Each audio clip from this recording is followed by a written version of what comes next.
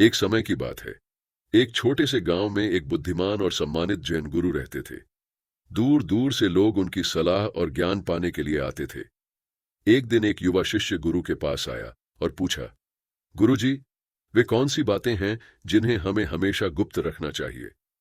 जैन गुरु मुस्कुराए और बोले, अहा, मेरे युवा शिष्य, सच में 7 बातें हैं जिन्हें तुम्हें हमेशा गुप्त रखना चाहिए। शिष्य उत्सुकता से इंतजार करने लगा कि गुरु उन 7 रहस्यों को प्रकट करेंगे। जैन गुरु ने अपनी कहानी शुरू की। तुम्हारे इरादे अपने इरादों को दूसरों से छुपाकर रखो। इरादे तुम्हारे कार्यों के बीज होते हैं और उन्हें गुप्त रखने से तुम बिना किसी दखल या आलोचना के उन्हें विकसित करने का अवसर पाते हो। तुम्हारे व्यक्तिगत लक्ष्य, अपने व्यक्तिगत लक्ष्यों को अपने तक ही सीमित रखो। जब तुम अपने लक्ष्य दूसरों से साझा करते हो तो उनकी राय और संदेह तुम्हारी दृष्टि को धुंधला कर सकते हैं और तुम्हारी प्रगति में बाधा डाल सकते हैं। उन्हें गुप्त रखकर तुम पूरी तरह से उन पर ध्यान केंद्रित कर सकते हो। तुम्हारे दान कार्य, जब तुम दया या करुणा के कार्य करते हो, उन्हें गुप्त रखो।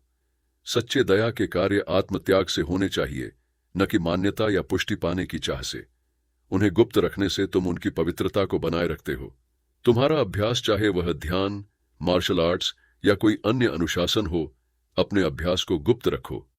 प्रगति की स्वीकृति या दिखावा करने की कोशिश में खो जाना तुम्हारे अभ्यास के वास्तविक उद्देश्य से भटका सकता है, जो कि आत्म सुधार है। तुम्हारे पारिवारिक मामले, तुम्हारे परिवार के मामले गुप्त रहने चाहिए।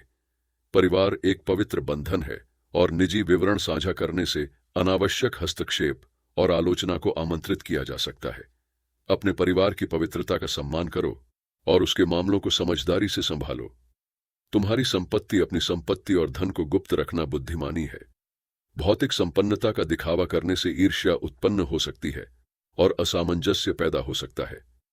विनम्रता और गोपनीयता बनाए रखकर तुम अनावश्यक जटिलताओं से खुद को बचा सकते हो। तुम्हारे आध्यात्मिक अनुभव, जब तुम्हें गहन आध्यात्मिक अनुभव हों, उन्हें अपने तक ही सीमित रखो। ऐसे अनुभव साझा करने पर अक्सर उन्हें गलत समझा जा सकता है या जिनका वही मार्ग नहीं है, उनके द्वारा विकृत किया जा सकता है। इन क्षणों को अपने दिल में संजो और उन्हें अपनी आध्यात्मिक प्रगति का मार्गदर्शन करने दो। युवा शिष्य ने ध्यानपूर्वक सुना और जैन गुरु के शब्दों की गहराई को समझा। उसने इन 7 बातों को गुप्त रखने का संकल्प लिया, समझते हुए कि ऐसा करने से वह आत्म खोज और आंतरिक शांति की राह पर अग्रसर होगा।